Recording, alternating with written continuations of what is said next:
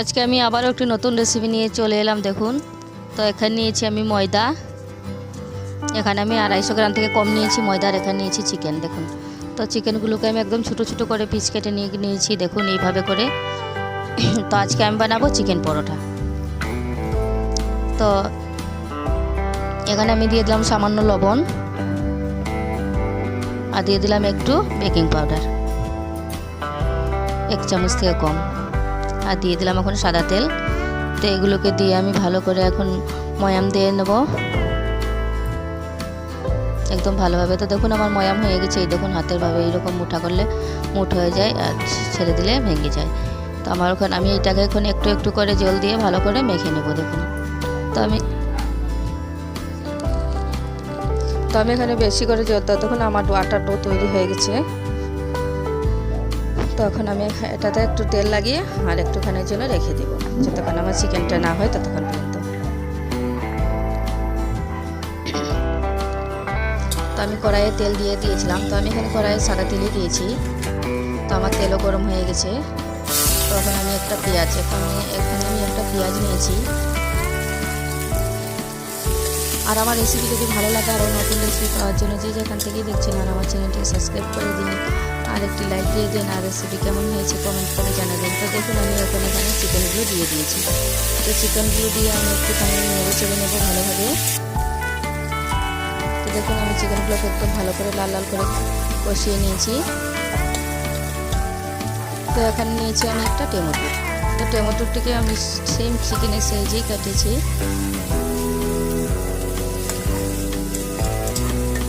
তখন আমি এগুলোকে আরেকটুখানি কষিয়ে নেব। তখন আমি এখানে দিয়ে দিলাম স্বাদ মতো লবণ, আর দিয়ে দিলাম মরিচ। তো মরিচ আর দিয়ে দিলাম সামান্য জিরা গুঁড়ো। তো আমি এখানে সামান্য একদম একটু একটু জিরা গুঁড়ো, ধনিয়া গুঁড়ো, হলুদ গুঁড়ো দিয়েছি। তো আপনারা চাইলে না দিলেও চলবে, এমনিতেও খেতে খুব ভালোই লাগে। তো আমি এখানে ধনিয়াও দিয়ে দিলাম সামান্য। তো দিয়ে সবগুলো মশলাকে আমি একটুখানি কষিয়ে নেব, যাতে মশলা থেকে কাঁচা গন্ধ চলে যায়। আর আমি একটুকু জল দেব না, একদম শুকনো ফ্রাই করব।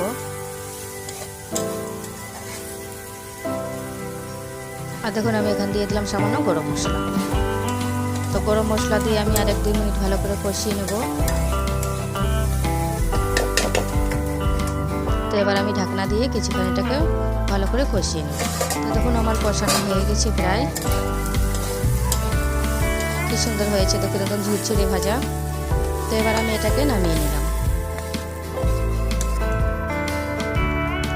তো এখন এটাকে আমি ঠান্ডা করে নেব। তো আমার আটার ডোটা দেখুন কত নরম হয়েছে, একদম সফট।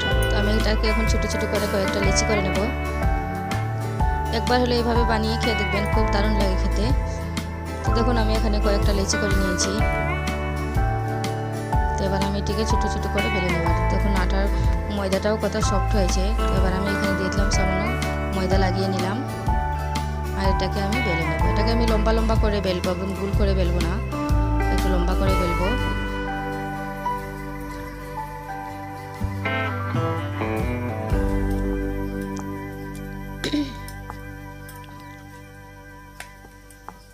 তো দেখুন আমি রুটিগুলো এরকম করে বেলে নিলাম। তো সব রুটিগুলোকে আমি এরকম করেই বেলে নিয়েছি। দেখুন একদম লম্বা করে গোল গোল করে আমি বেলে নিই রুটিগুলোকে। তো আমার মাংসটা ঠান্ডা হয়ে গেছে দেখুন। তো এখানে নিয়েছি আমি একটু করে লেবু। তো এখন আমি দিয়ে দেবো সামান্য এখানে লেবুর রস, যাতে খেতে একটু দারুণ লাগে। তো দিয়ে একদম মাংসগুলোকে একদম গুঁড়া করে নিয়েছি দেখুন এরকমভাবে। তো এখন আমি দিয়ে দেবো রুটির মাঝে মাংসগুলো। সব মাংসগুলো আমি এরকম করে লাগিয়ে নেব ভালোভাবে।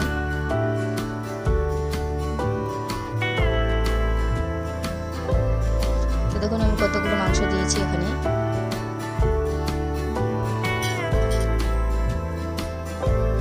তো এটা আমি আবার এরকম করে বলে নেব। দেখুন দেখুন এরকম করে আমি এখন এটাকে বলে নিলাম। আর আমি দিয়ে দিলাম এখন সামান্য তেল লাগিয়ে দিলাম এটার গায়ে, যাতে এটা ভালো করে জোরে জোরে লাগে যায় আর না ছিটে। আমাদের বাড়ির পাশের বাড়ির কুত্তাটা খুব ডাকছে, দেখুন আওয়াজ আসবে কিনা জানি না। তো এবার আমি এটাকে এরকমভাবে বেলে নিচ্ছি। দেখুন আমি এখন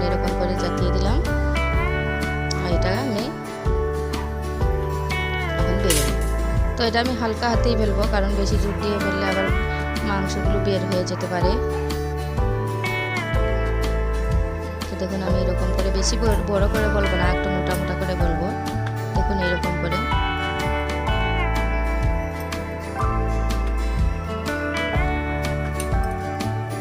তো দেখুন আমি সবকটি আমি বেলে নিয়েছি।